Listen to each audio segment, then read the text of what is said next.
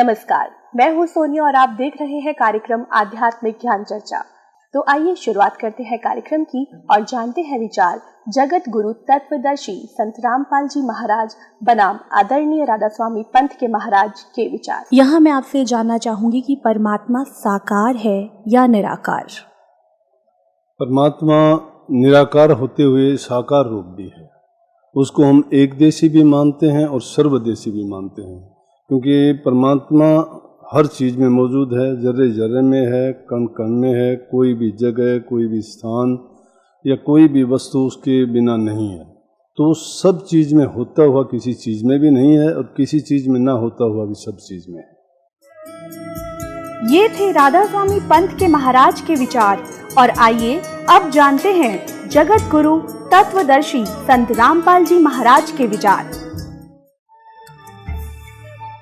अब इनकी सृष्टि रचना दिखाता हूँ, राधा स्वामी वालों की सृष्टि रचना देखिए। ये है जीवन चरित्र परम संत बाबा जयमल सिंह जी। ये कृपाल सिंह लिखने वाले हैं इसके। अब यहाँ देखना, जीवन चरित्र परम संत बाबा जयमल सिंह जी महाराज, कृपाल सिंह इसके राइटर हैं। और ये कहाँ से छपा है? प्रकाशक सावण कृपाल publications, spiritual society, 2 canal road, Vijayanagar, Delhi से। मुद्रक हैं printex 1/7442, east Gorakh park, Sadra, Delhi से। और ये है वो परम धनी शिवदयाल जी, स्वामी शिवदयाल जी महाराज। सन 1818 से सन 1878 तक, यानी केवल 60 वर्ष ही इसमें रहे संसार में। अब देखो, और ये हैं संत कृपाल सिंह, जिनको गद्दी मिली नहीं, ये यहाँ आकर दिल्ली में चिमटा गाड़ दिया। ये सृष्टि रचना दिखाते हैं उसी पुस्तक में। ये 103 पृष्ठ यहाँ पर है, ये 102 पृष्ठ पर है, समझो यहाँ से। और तीसरा भाग है इसमें, सृष्टि रचना लिखी है। वह प्रभु अपने निज स्वरूप में निराकार, निर्गुण और अनाम था। उसका न कोई आकार था, न गुण, न कोई नाम था। वो वर्णन से परे की चीज थी। नेति नेति कहकर ही उसका संकेत दिया जा सकता था। अर्थात वह प्रकाश भी नहीं, अंधेरा भी नहीं। और हमारा सिर देखो इनकी बकवाद, कहते वो प्रकाश भी नहीं, अंधेरा भी नहीं।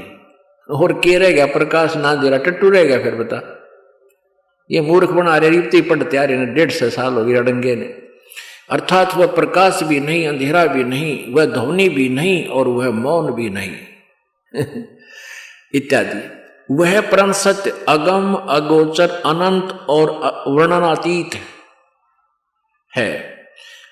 और यही शीर्ष हकीकत, यानी सबकी सृजनहार, सबकी जीवन आधार हकीकत, यानी वो परमात्मा थी जिसने सारी रचना की।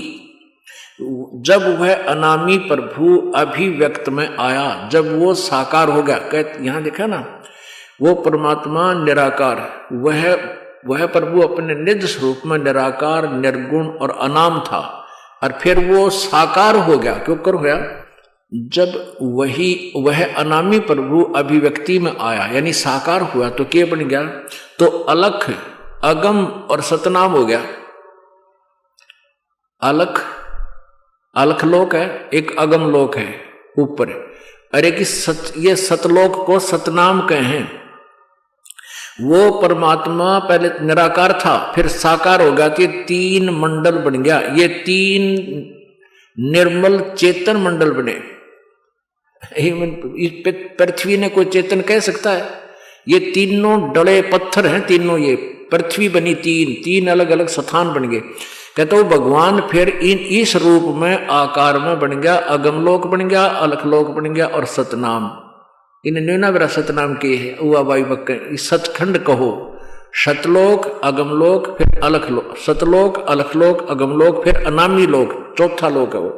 तो ये क्या कह रहा है कि जो परमात्मा प्रभु साकार में आया, अभिव्यक्ति माने साकार हुआ, तो वह अलख, अगम, सतनाम, यह 3 निर्मल चेतन मंडल बने। अब चेतन शब्द कैसे लिख दिया? ये कोई बोलते ना, चलते ना, ये तो पत्थर है। ये तीन निर्मल चेतन बन गए। ये भगवान का साकार रूप हो गया। अलखलोक, अगमलोक और सतनाम। ये सतलोक को कितना सतनाम कहें, कितना श्री राम कहें, कितना ये सार शब्द भी सत शब्द, ये न्यूना भी तुम बोल के रहे हो। ये मंडल बन गए, जैसे पृथ्वी मंडल, ऐसे लोक बन गए। ध्वनि और ज्योति स्वरूप हो गया, आवाज होगी और ज्योति स्वरूप हो गया। ये भगवान को साकार रूप बता रहे हैं। ऊपर के चेतन मंडल यानी उनमें प्रकाश ही प्रकाश है। यह सब वो निर्मल चेतन धारा और नीचे आई और माया अर्थात काल की धारा रची। जैसे जैसे चेतन की धारा और नीचे आती चली गई, चेतन अंश कम होता गया और माया दर्जे दर्जे बढ़ती चली गई। सत देश से नीचे असंख्य देश रचे गए। वो सारी रचना तीन मंडलों में बांटी जा सकती है, ब्रह्मांड, अंड और पिंड। देंगे कति नालायक आदमी है। ब्रह्मांड, अंड और पिंड को न्यारे न्यारे बता रहे हैं। कहती है ब्रह्मांड, अंड और पिंड ये तीन न्यारे न्यारे बन गए। अपने आत्मा ऐसे उआ बाई के ज्ञान से करोड़ों जीवों को मूर्ख बना दिया इन्होंने। तो इससे सिद्ध है कि हमारा विवेक बना ही नहीं भगवान की तरफ। सत्य ज्ञान उनके पास था नहीं, दुनिया को मूर्ख बना गई। चातुर थे और थे ये बिल्कुल अज्ञानी, तत्व ज्ञानहीन, और करोड़ों जीवों को भ्रमित कर दिया क्योंकि हमें ज्ञान नहीं था। वो हमें ज्ञान देने के लिए परमात्मा आए, ये विस्तृत ज्ञान समझाया ताकि ये श्रद्धालु इस ज्ञान से परिचित हों, फिर इन अज्ञानियों से हटकर काल के दूतों से अपना जीवन सफल कराएं। अपने आत्माओं, अब आपको दिखाते हैं हमारे सदग्रंथ परमात्मा के विषय में क्या जानकारी देते हैं। परमात्मा, परमेश्वर साकार है और मनुष्य सदृश है। हमारे सभी धर्मों के सदग्रंथ उसको साकार बताते हैं, मनुष्य सदृश बताते हैं। लेकिन अभी तक प्रत्येक धर्म के अनुयायी अपने सदग्रंथों से अपरिचित हैं। पवित्र ईसाई धर्म के श्रद्धालु से पूछिएगा कि परमात्मा की क्या सच्चिथि है, वो साकार है या निराकार, वो तुरंत कहेगा कि गॉड इज फॉर्मलेस, परमात्मा निराकार है, उसका कोई आकार नहीं। आप मुसलमान धर्म के अनुयायी से पूछिए, वो भी कहेंगे परमात्मा बेचून है, बेचून माने निराकार है। हिंदू धर्म के अनुयायियों से पूछिए, वो भी कहेंगे परमात्मा निराकार है। और सिख धर्म के अनुयायियों से पूछिए, वो भी कहेंगे परमात्मा निराकार है, अकाल पुरुष निराकार है। और जबकि सभी सदग्रंथ परमात्मा को साकार मनुष्य सदृश बताते हैं, उसका नाम कबीर बताते हैं। और जिन्होंने परमेश्वर का साक्षात्कार हुआ वो संत भी परमात्मा को साकार बताते हैं, सशरीर बताते हैं और उनका नाम कबीर बताते हैं। अब पहले आपको पवित्र बाइबल दिखाते हैं। यह देखिएगा पवित्र बाइबल, संपूर्ण जीवन अध्ययन बाइबल, पवित्र बाइबल संपूर्ण जीवन अध्ययन Bible, general editor Donald C Stamps MA MDV, life publishers international, Springfield, Missouri USA, printed in India. यहाँ दिखाते हैं, ये हिंदी में पढ़ेंगे इसको, ये वही का वही है। प्रबंध संपादक डेविड स्टुअर्ट, अंग्रेजी प्रधान संपादक डोनाल्ड सी स्टामस MA MDV, संयुक्त संपादक J वेस्ले आदम्स PhD, संपादक समिति। ये इतने जो PhD तो कम कोई नहीं। Full life study Bible, life publishers international, spring field, Mussoorie, इतने USA। अब इसके बिल्कुल प्रारंभ में उत्पत्ति ग्रंथ यानी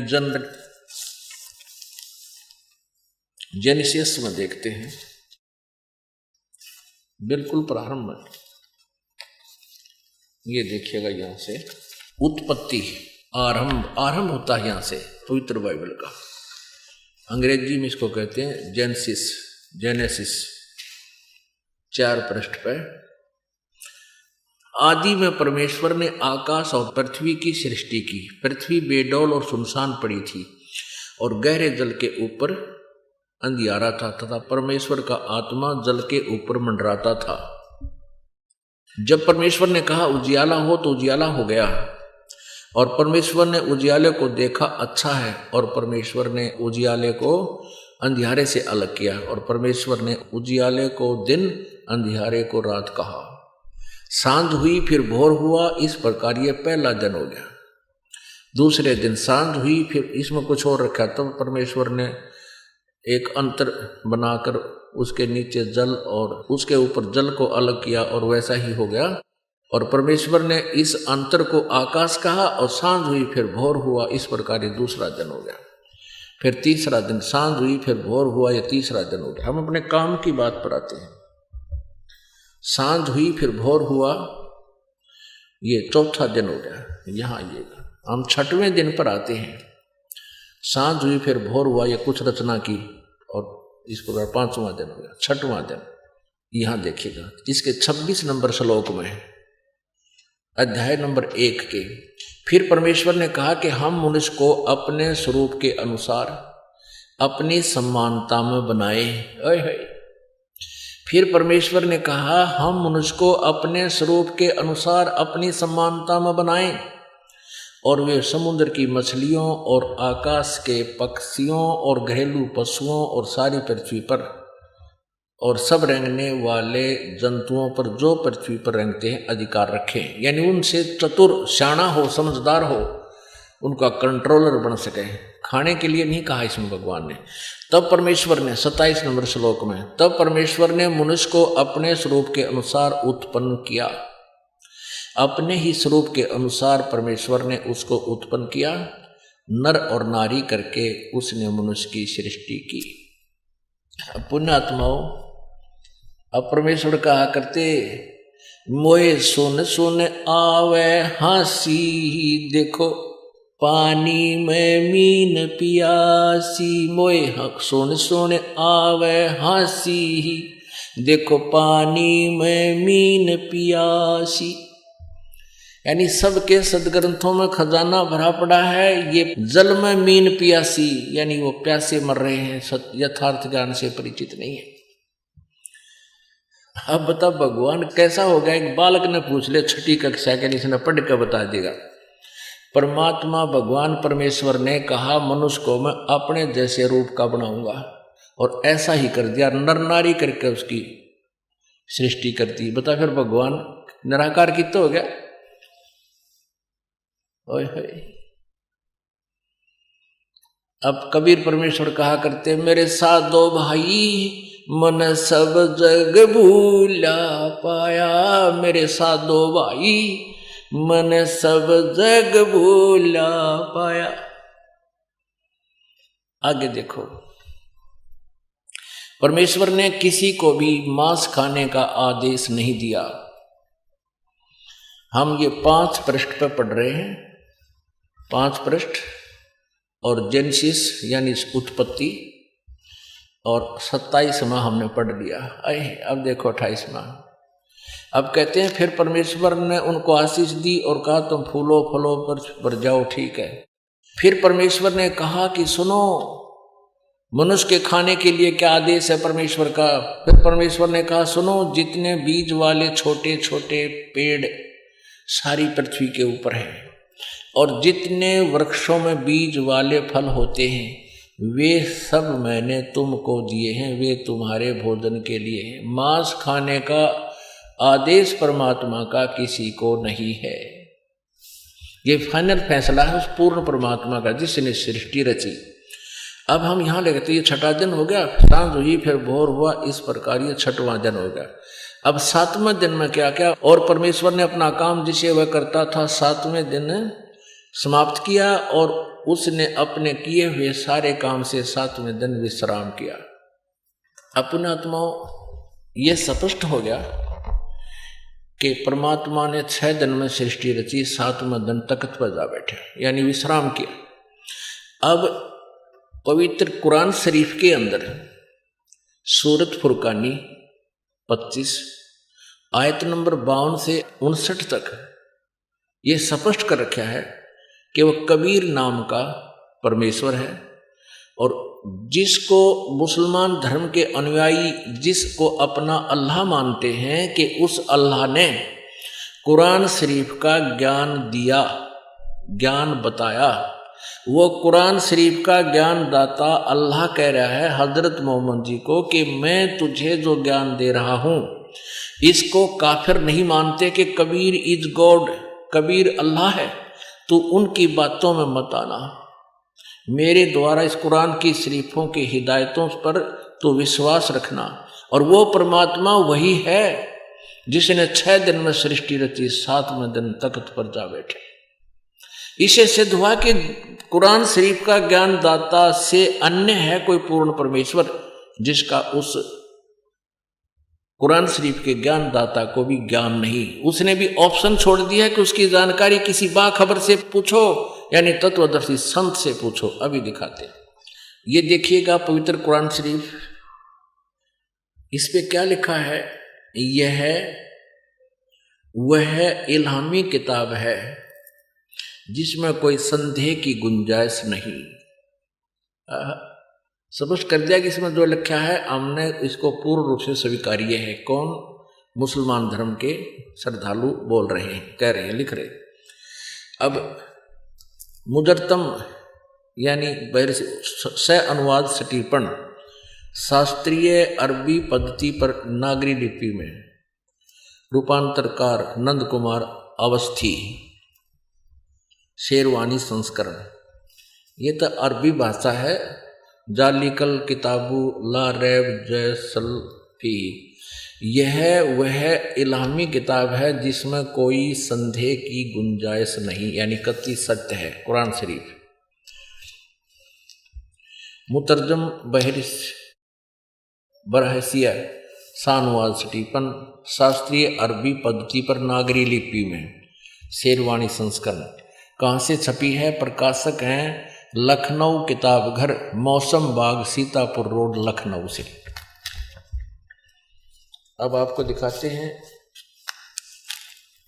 ये देखिएगा सूरत फुरकानी प्रश्न नंबर 604 पे है। सूरत फुरकानी कुरान शरीफ सूरत फुरकानी 25 नंबर, और हम नीचे आते हैं। ये है अरबी भाषा लिखी उर्दू में है, और इसका फिर अरबी भाषा का जैसे ये हिंदी में लिखा है ऐसा उर्दू में लिखी है। यहाँ देखिएगा इसके 52 नंबर आयत, ये 51 भी यहाँ समाप्त हुई। फला तुतियल काफिरिन व जाहिदुम बिही जाहिदन कबीरन। 52 कबीरन कहो, कबीर कहो, कबीरा कहो। ये दिखाऊंगा आपको। ये कुरान मजीद देखते हैं, इससे इसके कंसेप्ट क्लियर करने के लिए। ये देखिएगा कुरान मजीद, नाम में अंतर है, ज्ञान बिल्कुल एज इट इज है।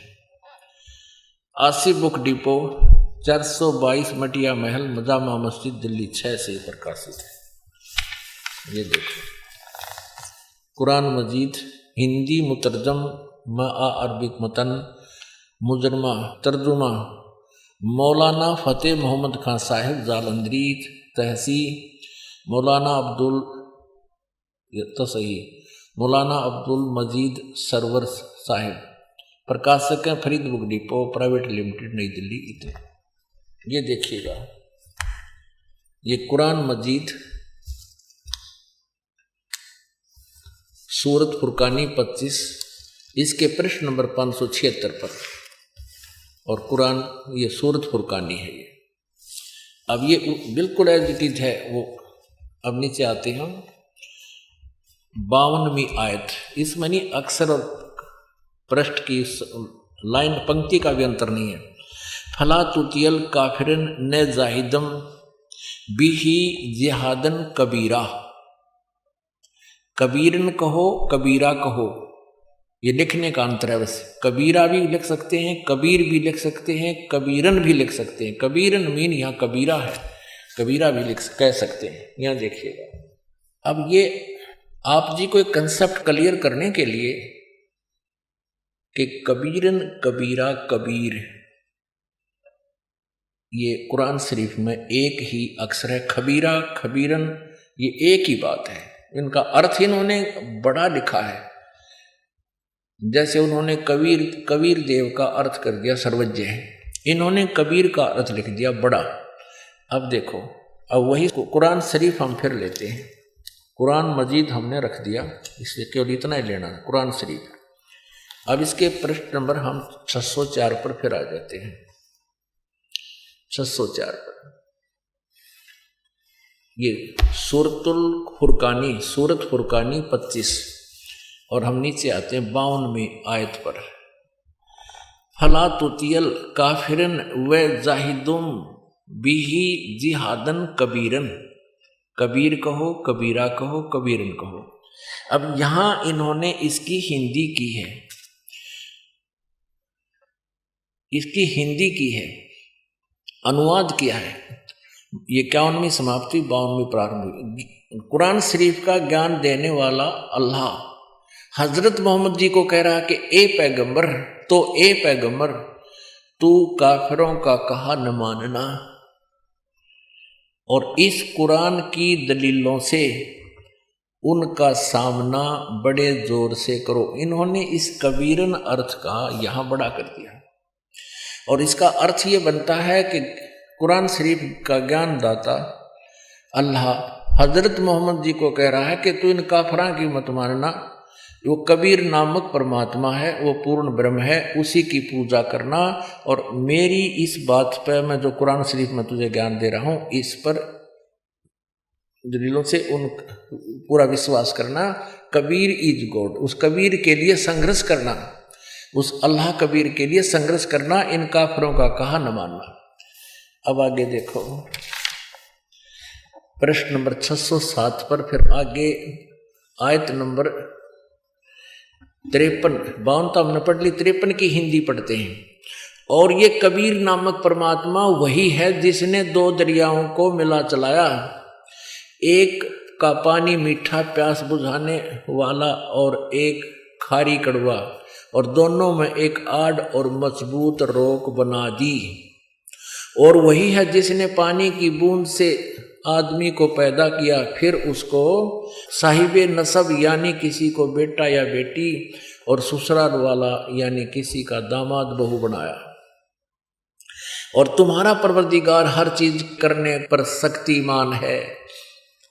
अब कुरान शरीफ का ज्ञान देने वाला अल्लाह, जो मुसलमान अपना अल्लाह मानते हैं, वो हजरत मोहम्मद को कह रहा है कि तुम्हारा परवरदिगार वो पूर्ण परमात्मा समर्थ है, सतगुरु जो चाहे सो कर ही, सब चीज करने में समर्थ है, शक्तिमान है। और 55 में क्या कहा है, काफिर अल्लाह के सिवा ऐसों को पूजते हैं जो न उनको नफा पहुंचा सकते हैं और न उनको नुकसान पहुंचा सकते हैं, यानी अन्य देवी देवताओं की पूजा करते हैं काफिर। और काफिर तो अपने परवरदिगार से पीठ दिए हुए हैं, मुंह मोड़े हुए हैं। अब 56 में आयत नंबर 56 सूरत फुरकानी की 25 की, और ए पैगंबर हजरत मोहम्मद, हमने तुमको खुशखबरी सुनाने और सिर्फ अजाब से डराने के लिए भेजा है। अब 57 में, इन लोगों से कहो कि मैं तुमसे इस अल्लाह के हुक्म पर कुछ मजदूरी नहीं मांगता, हाँ जो चाहे अपने परवरदिगार तक पहुंचने की राह इख्तियार कर ले। अब 58 में, ए पैगंबर उस जिंदा पर भरोसा रखो, जिंदा महात्मा के रूप में परमेश्वर हजरत मोहम्मद जी को मिले थे, और परमात्मा कहते हम मोहम्मद को वहां ले गयो, इच्छा रूपी वहां नहीं रहो, उल्ट मोहम्मद महल पठाया, गुजबीर जे कलमा लाया, रोजा बंग नमाज दई रे, बिस्मिल की नई बात कही रे। अब जिंदा महात्मा के रूप में परमात्मा आकर मिलते हैं, जैसे अच्छी आत्माओं को मिलते हैं, वेद गवाही देते हैं, उसी प्रकार। और ए पैगंबर उस जिंदा यानी जिंदा रूप में, जिंदा महात्मा के रूप में तुझे मिले थे, उस पर भरोसा रखो, वो कभी मरने वाला नहीं है, वो अविनाशी परमात्मा है। और तारीफ के साथ उसकी पाकी बयान करते रहो, और अपने बंदों के गुनाहों से वह कबीर खबरदार है। यहाँ देखो 58, यहाँ देखो 58, वो कबीरा कहो, कबीरा कहो, कबीरन कहो, इन्होंने बड़ा अर्थ कर दिया इसका। या लिखा है इवादही कबीरन, इवादही कबीरा। इवादही माने इबादत, इबादत माने पूजा, इबादही माने पूजा के योग। कबीर है वो कबीरन है, कबीर कहो, खबीरा कहो। इबादही कबीरा, इबादही खबीरा, वो पूजा के योग, वो पूजा के योग कबीर परमात्मा है। इस 58 का इन्होंने यहां कर दिया। और ये पैगंबर उस जिंदा यानी जिंदा महात्मा मिला, उसको उस पर भरोसा रखो जो कभी मरने वाला नहीं है, और तारीफ के साथ उसकी पाकी बयान करते रहो। यानी कुरान शरीफ का ज्ञान देने वाले से कोई और है पूर्ण परमात्मा, ये स्पष्ट हो रहा है। और अपने बंदों के गुनाहों को यानी पापों का नाश करने वाला है, और वो कबीर। यहाँ इन्होंने काफ़ी लिख दिया, कबीर का काफ़ी माने बहुत, यानी अच्छा, अधिक, बड़ा। वो खूब खबर, वो कबीर खबरदार है, वो खूब जानता है तुम्हारे पापों का, वो नाश कर देगा। अब 59 में कमाल कर दिया। अब जिसने आसमानों और जमीन में और जो कुछ उनके बीच में है सबको 6 दिन में पैदा किया, और फिर तख्त पर जा विराजा। वही पवित्र बाइबल वाला प्रकरण है, वह अल्लाह बड़ा। इन्होंने फिर कबीरा का बड़ा लिख दिया, वो अल्लाह कबीर लिखना था। ये देखो 59 पे आए है, अरहमानु फसल बिही खबीरन, इसका भी अर्थ इन्होंने बड़ा कर दिया। ये लिखने में गलती रहेगी, ये कबीरन है, कबीर है, वो अल्लाह कबीर है। ये देखिए फिर पढ़िए 59 नंबर आयत। जिसने आसमानों और जमीन और जो कुछ उनके बीच में है सबको 6 दिन में पैदा किया, और फिर तख्त पर जा विराजा। ओए होए, वह अल्लाह कबीर, या कबीर लिख देना चाहिए, वह अल्लाह कबीर है, रहमान है, दयालु है। और उसकी खबर किसी बाखबर से, बाखबर माने तत्वदर्शी संत से, इल्म वाले से पूछ देखो।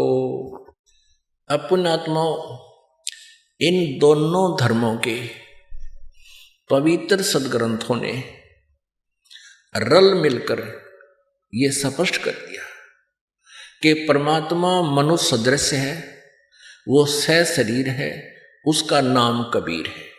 अब आपको दिखाते हैं। अब ये तो पवित्र ईसाई धर्म और मुसलमान धर्म के पवित्र सदग्रंथों से स्पष्ट हुआ कि परमात्मा साकार है, मनुष्य सदृश है, उसका नाम कबीर है। अब आपको बताते हैं, दिखाते हैं, सुनाते हैं पवित्र गुरु ग्रंथ साहिब के अंदर परमात्मा की स्थिति क्या है। अब श्री गुरु ग्रंथ साहिब पन्ना नंबर 1257 पर बहुत ही सीधे अक्षरों में लिखा है स्पष्ट कि वो परमात्मा मनुष्य सदृश है, साकार है। ये देखिएगा, पढ़ के सुनाते हैं आपको। अब गुरु ग्रंथ साहिब महला पहला जो है गुरु नानक देव जी के मुखारविंद से उच्चारित अमृतवाणी है। इसके पृष्ठ नंबर 1257 पर लिखा है, बागे कापड़ बोले बैण, लम्मा नक काले तेरे नैन। अब कहते हैं सफेद कपड़े और बोले बैन यानी आवाज लगा रहा है, लम्मा नक काले तेरे नैन यानी लंबा नाक और काले आंख, नैन माने आंखें। और कबहू साहेब देखा बहन,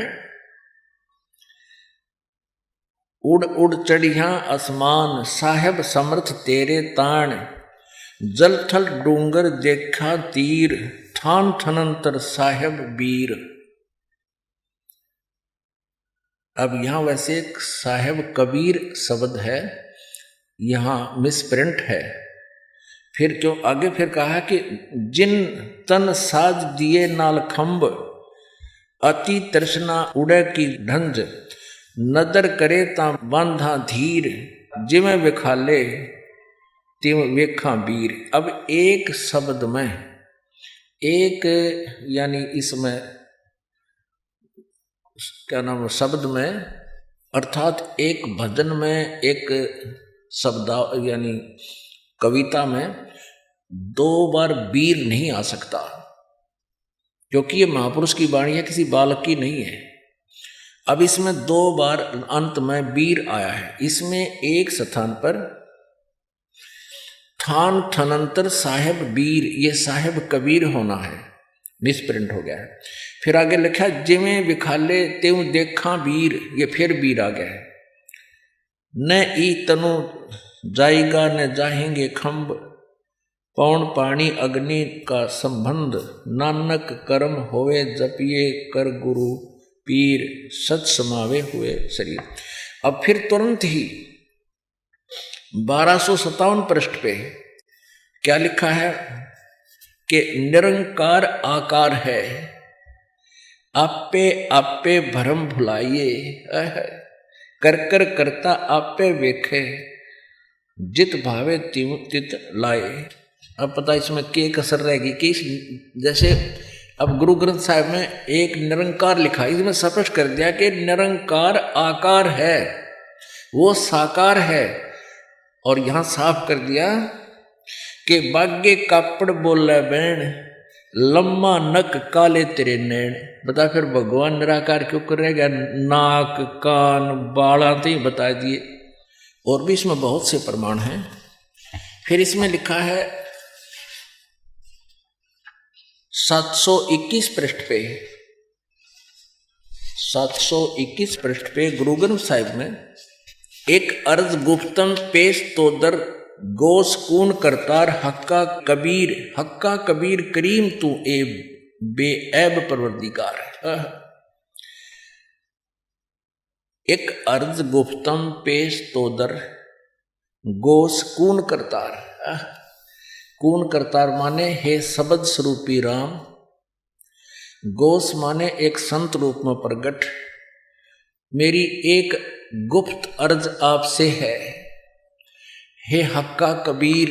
हे हक्का कबीर माने हे सत कबीर, हे अविनाशी कबीर, करीम तू, करीम माने दयालु, और बेऐब परवरदिगार, निर्विकार परमात्मा।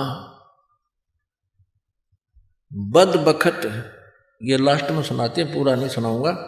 बद बखत हमचू बखील, गाफिल बेनजर बेबाक। हमारा ज्ञान तो आपके सामने ऐसा था जैसे हम बेबाक बोल रहे हो, जो मुंह मायू ऐसे बोलते थे, हमें ज्ञान नहीं था। नानक बुगोयत जन तुरा, बुगोयत माने नानक जी कहते हैं, नानक कहे आपका जन और तेरे चाकरा पाखाक। मैं तो आपके भक्त जो आपके ज्ञान से परिचित हैं, उनके चरणों की धूल हूं, पैरों की खाक हूं। आगे दिखाते हैं प्रश्न नंबर 24 पर, गुरु ग्रंथ साहिब के प्रश्न नंबर 24 पर, राग श्री, ये धानक रूप रहा करतार। ये देखिएगा, धानक रूप रहा करतार। एक सुवान दुई सुवानी, नाल भलके भौकाई सदा बियाल, कूड़ छुरा मुठा मुर्दार, ये धानक रूप रहा करतार। ये धानक रूप रहा करतार। मैं पथ की बिंद न करने की कार, वो बिगड़ रूप रहा विकराल, तेरा एक नाम तारे संसार, मैं एहा आस एहो आधार।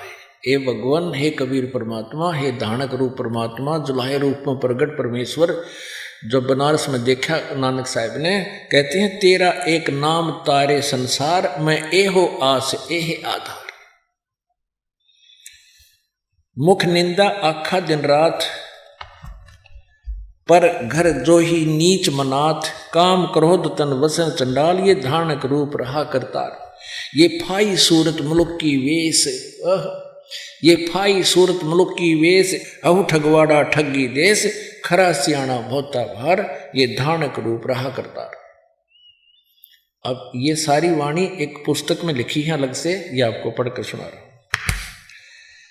मैं कीता न जाता हराम खोर, ओ किया मुंह देसा दुष्ट चोर, नानक नीच कह विचार, ये धानक रूप रहा करतार।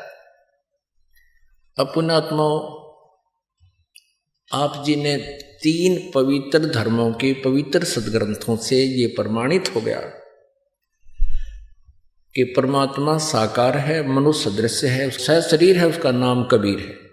अब आपको दिखाते हैं वेदों में परमात्मा मनुष्यवत है, परमेश्वर मनुष्यवत, नरवत, मनुष्य की तरह, मनुष्य जैसा। और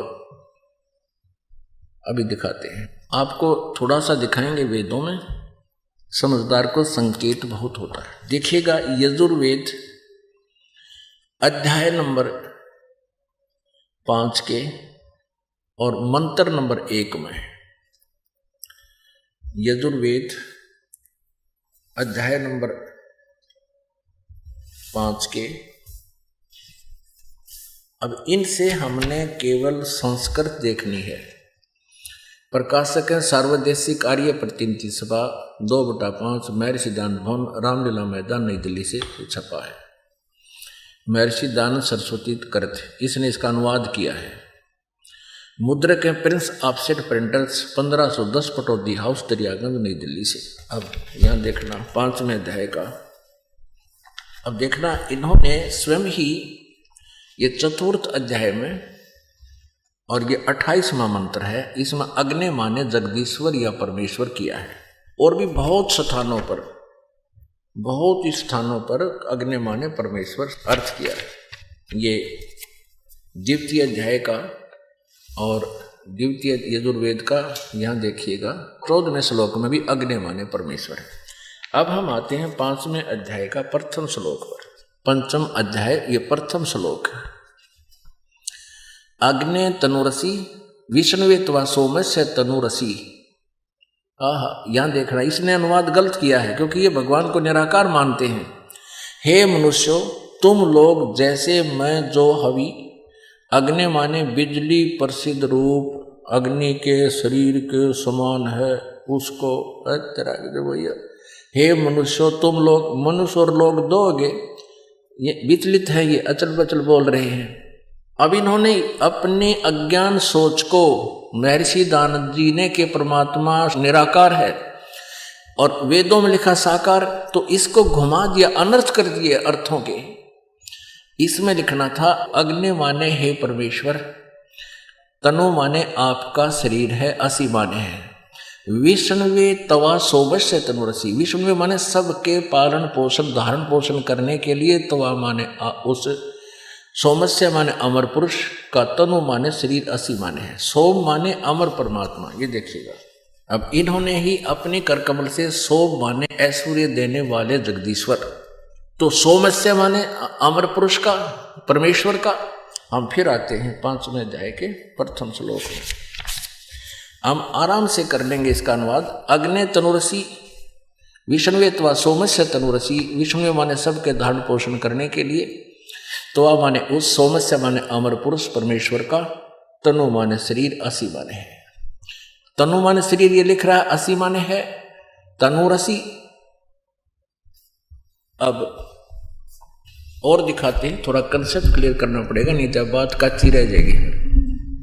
इस आर्य समाज के ही एक आचार्य ने अनुवाद किया सामवेद का, और उसने अग्नि माने परमेश्वर सैकड़ों बार लिखा। देखिएगा, इकट्ठा ही अनुवाद किया सामवेद और यजुर्वेद को।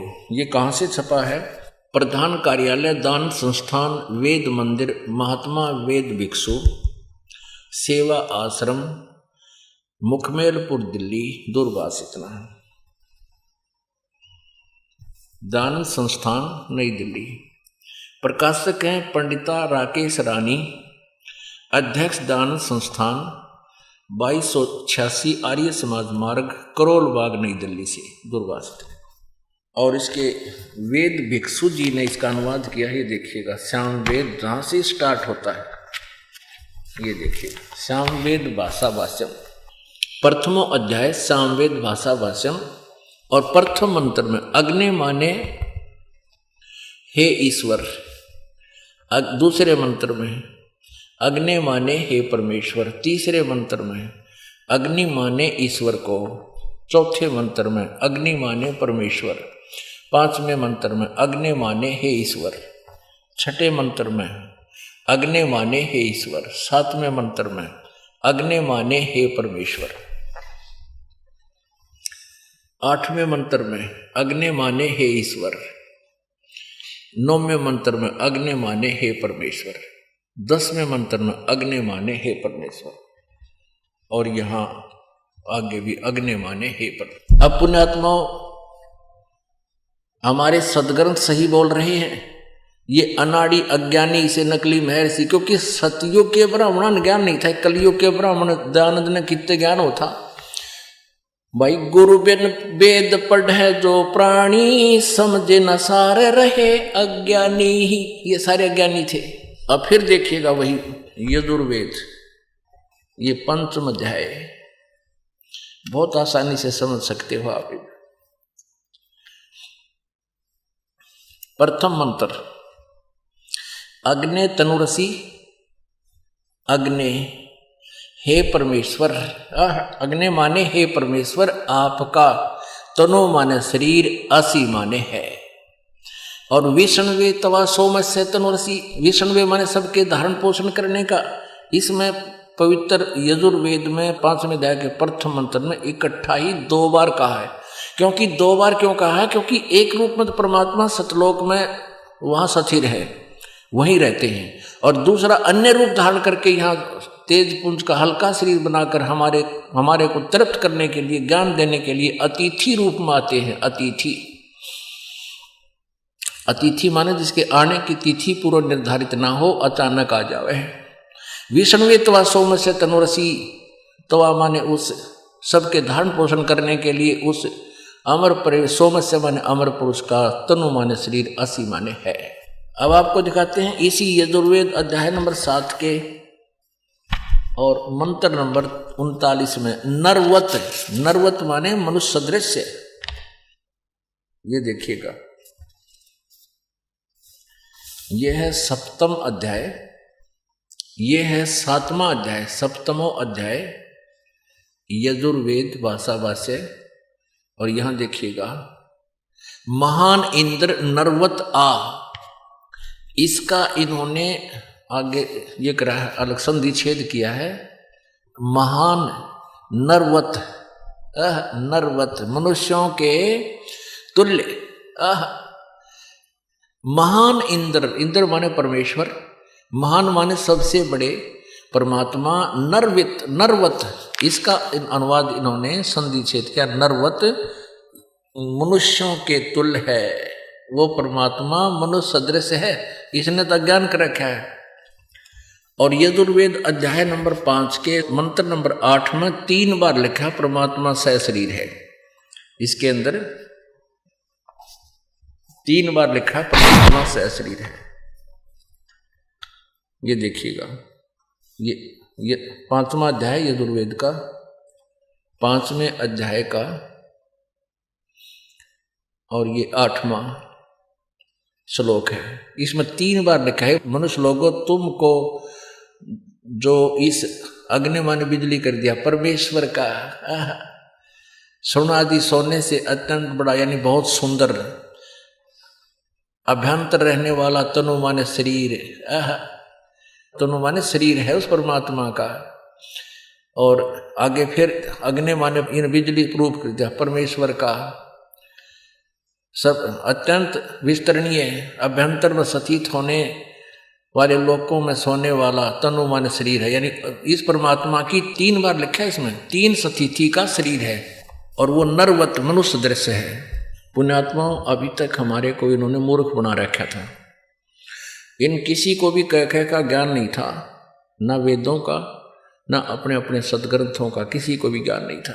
तो पुण्यात्माओं, वो समय आ गया है, इन नकलियों को छोड़ो और इस दास के पास आओ, अपना कल्याण कराओ। बोलो सतगुरुदेव। और सर, ये साधनाएं करते करते हमारे परिवार में काफ़ी दुख था।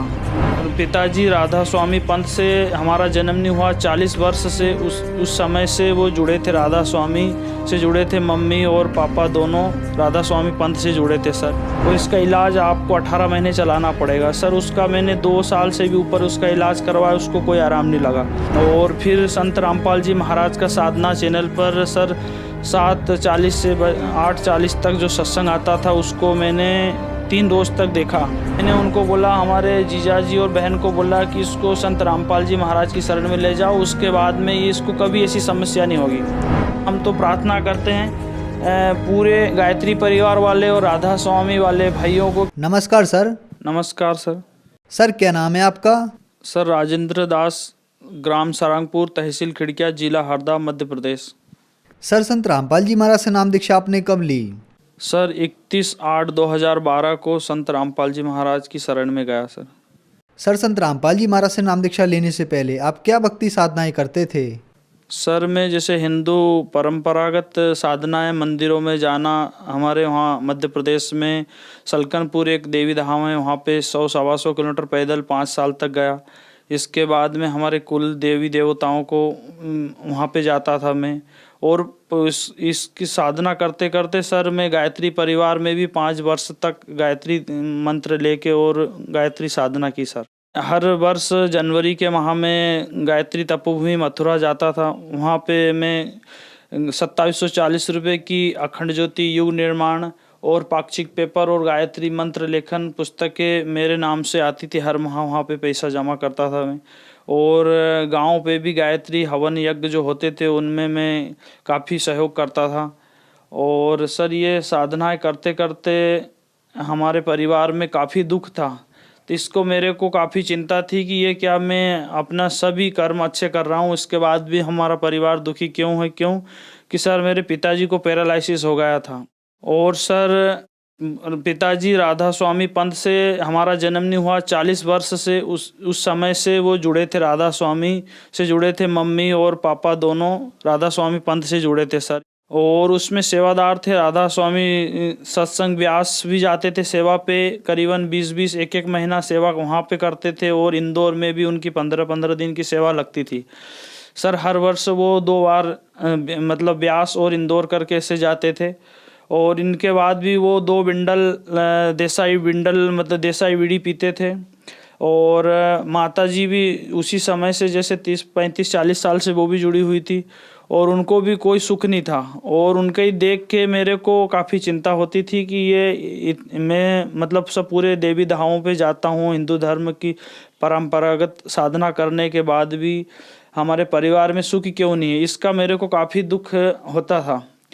उसका मेरे को मैं सोचता था कहाँ इसका निदान मिलेगा। मेरे को काफ़ी खोजबीन की, काफ़ी गुरुओं के पास भी गया मैं, और जगह जगह तीर्थ धामों पे भी जाता था मैं।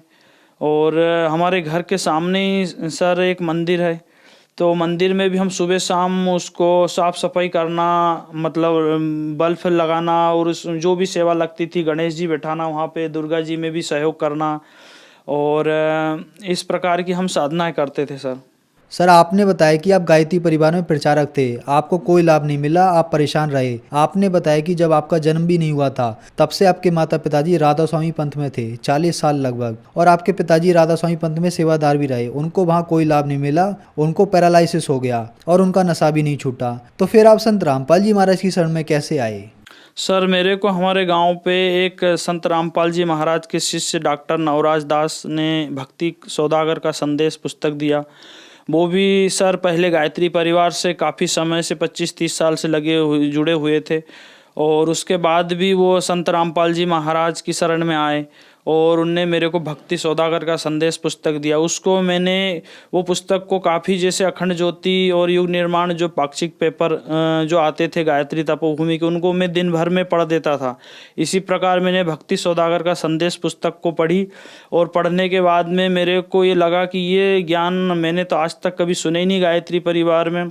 ब्रह्मा विष्णु महेश के माता पिता, और वो भी प्रमाणित शिव पुराण में, देवी भागवत पुराण में। और फिर उसके बाद में मेरे को कुछ अच्छा नहीं लगा कि इसमें क्या है, मैंने तो आज तक ऐसे सुनी नहीं साधना, और ऐसे मतलब ज्ञान कहाँ से ये इसका मैं पूरा जानकारी करूँगा। इसके लिए संत रामपाल जी महाराज के शिष्य डॉक्टर नवराज दास के पास गया। उनके पास देवी भागवत पुराण और शिव पुराण थी। मैंने उनको काफ़ी दिनों तक उनको देखा, और जो जो उसमें भक्ति सौदागर के संदेश में लिखी थी उनको मिलाया। और फिर संत रामपाल जी महाराज का साधना चैनल पर सर 7:40 से 8:40 तक जो सत्संग आता था उसको मैंने 3 रोज तक देखा। 3 रोज में मेरे को गीता जी और वेदों में प्रमाण, कुरान में इसी प्रकार संत रामपाल जी महाराज ने बताया। तो मैंने देखा कि ये ज्ञान तो मैंने आज तक कभी सुना ही नहीं। और उसके बाद भी मैं गायत्री परिवार में वहाँ जाके गायत्री तपोभूमि हर वर्ष जैसे पीले कपड़े पहनकर और हवन पूजन करता था वहाँ पे मैं 2-2, 3-3 घंटे। और उसके बाद में सभी करते हुए भी मेरे को कोई सुख शांति हमारे परिवार में कुछ नहीं था। आर्थिक स्थिति काफ़ी कमज़ोर थी, काफ़ी डॉक्टरों के पास पैसा जाता था। हमारे मम्मी पापा और मेरा जो एक लड़का है उसको डॉक्टरों ने, हमारे आसपास के डॉक्टरों को भी दिखाया, फिर खंडवा दिखाया हमने डॉक्टर सतीश अग्रवाल, उसको दिखाया तो उनने डॉक्टरों ने उसका एक्सरा करवाया। उसमें उसको बताया कि इसको प्राइमरी कॉम्प्लेक्स जो बच्चों की शुरुआती टीबी होती है वो है इसको, और इसका इलाज आपको 18 महीने चलाना पड़ेगा। सर उसका मैंने 2 साल से भी ऊपर उसका इलाज करवाया, उसको कोई आराम नहीं लगा। इसके बाद में सर मैं संत रामपाल जी महाराज की शरण में जुड़ा, और उसके बाद में हमारा जो लड़का बीमार था वो स्वस्थ हुआ। और फिर मैंने हमारी मम्मी को और पापा को भी बोला कि आप भी संत रामपाल जी महाराज की शरण में आओ। तो उन्होंने बोला नहीं ऐसा नहीं होता, गुरु नहीं बदलना चाहिए। तो मैंने कहा नहीं ऐसा नहीं है कि गुरु नहीं बदलना। हम एक डॉक्टर के पास गए, आपको मेरे मम्मी को बोला मैंने आपको खिड़कियाँ दिखाया, फिर हरदा दिखाया, उसके बाद आपको इंदौर डॉक्टर चौधरी जो आँख के डॉक्टर है उनको दिखाया, आपको आराम नहीं लग रहा, फिर क्या हम किसी तीसरे डॉक्टर पास नहीं जाएंगे। फिर भी उनने बात नहीं मानी, बोले ये बात अलग है डॉक्टरी और गुरु बदलना नहीं चाहिए। गुरु बदलना बोले ऐसा है कि पति बदलना जैसा है, कि ऐसा नहीं है। ऐसा करके मैंने 6 महीने उनका काफ़ी अनुनय विनय किया कि आप संत रामपाल जी महाराज की शरण में आओ, जो आपको जो शारीरिक कष्ट हैं वो आपको पूर्ण रूप से आराम लगेगा। तो उनने फिर 6 महीने में जब ज़्यादा दुख तकलीफ, उनकी बड़ी आँख में ऐसे चमड़ी निकल आई थी बीचों बीच, और उससे काफ़ी दर्द था। और उसके पहले उनको कुष्ठ रोग भी था, कुष्ठ रोग मतलब ठीक हुआ नहीं, उसके पहले ये बीमारी चालू हो गई। और हमारे पिताजी को पैरालिसिस हो गया, तो उसमें उसी समय काफ़ी मतलब ठीक होने में उनको काफ़ी पैसा लगा। और फिर हर महीने ECG, हार्ट, ब्लड प्रेशर, और उसके बाद में काफ़ी गोलियां खानी पड़ती थी उनको, जैसे भोजन खाने के पहले, भोजन के बाद में ऐसी गोलियां खाना पड़ती थी। और वो भी काफ़ी अस्वस्थ थे। हमने उनको ये बताया कि संत रामपाल जी महाराज एक पृथ्वी पर ऐसे संत हैं जिनकी शरण में जाने से सभी सुख मिलते हैं। तो उनने सुना, और काफ़ी दिन के बाद, क्योंकि वो राधा स्वामी को छोड़ना नहीं चाहते थे, वो उनको प्रमाणित ज्ञान भी बताया कि जो आपको ये साधना कर रहे, ऐसी बात नहीं है कि कबीर साहब की वाणी है, सुमरण से सुख होत है, सुमरण से दुख जाए, कहे कबीर सुमरण कीजियो, वो साईं माही समाए। आप कबीर साहब की वाणियों को भी देखते हो, पढ़ते हो, उसके बाद भी आप क्यों दुखी हो? और ये सब प्रश्नों के हल आप अपने को संत रामपाल जी महाराज की शरण में मिलेंगे। उनने मेरे को काफ़ी दिन तक तो टॉर्चर किया कि ये ज्ञान कहाँ से ले आया तू। फिर उनने धीरे धीरे सुना कि ये सत्यता है इसकी बात में। फिर मम्मी जैसे मेरी हरियाणा बरवाला आश्रम, सतलोक आश्रम बरवाला आने के लिए जैसे तैयार हुई, तो मैंने बोला कि आज से ये समझ चलो कि हमने जो गुरु बनाएंगे उसके बाद में हमको सर्व सुख मिलेंगे। तो उसी दिन मैंने उनकी गोली कचरे के डिब्बे में डाल दी। जो गोलियां, बोले मेरे को दर्द की गोली तो रखने दो, कभी दर्द मेरा समय बढ़ गया वहाँ तक पहुँचते पहुँचते, मैंने कि नहीं आपको कुछ नहीं होगा इसके बाद में। तो सर 2013 से वो 6-7 महीने मेरे जुड़ने के 6-7 महीने बाद से उनकी जो गोली दवाई मैंने डाली कचरे के डिब्बे में, आज तक उनको कोई भी तकलीफ, कुछ भी शिकायत नहीं हुई। उसके बाद में मेरे पिताजी भी आए, और वो जो व्यसन करते थे, बीड़ी का ज़्यादा काफ़ी सेवन करते थे, और फेफड़े भी रात भर सोना नहीं, खांसना, और यहाँ तक कि उनको जैसे पैरालिसिस हुआ था तो हमने एडमिट किया उनको खंडवा उवेजा हॉस्पिटल में। फिर उसके बाद में हमारे पूरे परिवार ने सतलोक आश्रम में जाके संत रामपाल जी महाराज से नाम दीक्षा ली। सर, संत रामपाल जी महाराज से नाम दीक्षा लेने के बाद क्या आपको कोई लाभ भी मिले? सर, संत रामपाल जी महाराज की शरण में जाने के बाद में हमें अगले ही महीने हमारा परिवार जैसे संत रामपाल जी महाराज की शरण में जुड़ा, उसके बाद में सुख मतलब आना शुरू हो गया। और दुख जो थे वो काफ़ी जाते रहे। और थोड़े ही दिन में हमने संत रामपाल जी महाराज की शरण में जैसे अर्जी की, हमको सर ट्रैक्टर लेना है, हमारी खेती में परेशानी होती है सर। उसके बाद में हमने ट्रैक्टर भी लिया और उसके बाद में काफ़ी सुख मिला। जो हमारे ऊपर आर्थिक तंगी थी, कर्ज था, वो बराबर हुआ। आज हमारे काफ़ी पैसे लोगों के ऊपर हैं सर। ये कर्ज से भी मुक्ति मिली हमें सर। जो हमारे परिवार में शारीरिक दुख थे, जैसे हमारे पिताजी को पैरालिसिस का इलाज चल रहा था उनका, और उसके बाद में मम्मी को भी आँख का इलाज चल रहा था। हर महीने कंटिन्यू उनको दिखाना पड़ता था, महीने में 2-2 बार भी दिखाना पड़ता था। मेरे बालक को हर महीने की 1 महीने की दवाई गोली आती थी, खंडवा ले जाता था उसको भी। और जिस समय हमने संत रामपाल जी महाराज से नाम दीक्षा ली बरवाला आश्रम में आके, उस समय इसके बाद में हमारा पूरा परिवार सुखी है और कोई दवाई गोली आज तक भी। और हमारी जो धन मवेशियों में भी मतलब नुकसानी होती थी, कभी भैंस का मर जाना, कभी बैल का कुछ नुकसान हो जाना, ऐसे मतलब खेती बाड़ी और पूरे पशुधन इसमें सब में लाभ हुआ सर। और जो हमारा मतलब भाणीजे बहन का लड़का है, वो उस समय लगभग 3 साल का था तो वो बेहोश हो जाता था सर। वो आँख बंद कर लेता था। उसको जैसे गांव से डॉक्टर के पास लाते थे और डॉक्टर उसका थोड़ा बहुत इलाज करता था और ठीक हो जाता था। वो गांव पे ऐसी समस्या उसकी बनी रहती थी। मैंने उनको बोला, हमारे जीजाजी और बहन को बोला कि इसको संत रामपाल जी महाराज की शरण में ले जाओ, उसके बाद में ये इसको कभी ऐसी समस्या नहीं होगी और नाम दीक्षा दिलाओ इसको और आप भी लो।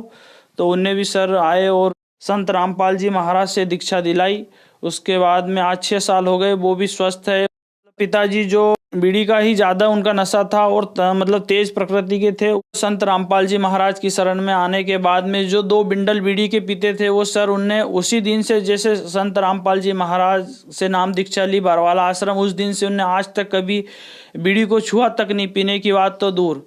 आज वो बिल्कुल स्वस्थ हैं, खेत में जाते हैं सुबह से शाम तक। 75 साल की उम्र है उनकी सर, पर वो आज स्वस्थ है। और नहीं तो पहले वो ऐसा नहीं कर पा रहे थे, मतलब चलना फिरना ही मुश्किल था उनका घर पे। संत रामपाल जी महाराज से हमारा पूरा परिवार पूर्ण रूप से निरोग है। हम कभी डॉक्टर के पास नहीं जाते। सर, संत रामपाल जी महाराज से नाम दीक्षा लेने के बाद आपको बहुत सारे लाभ प्राप्त हुए। तो जो दर्शक आज आपको देख रहे हैं, खास करके गायत्री परिवार वाले या राधा स्वामी पंथ वाले, उनके लिए आप क्या कहना चाहेंगे?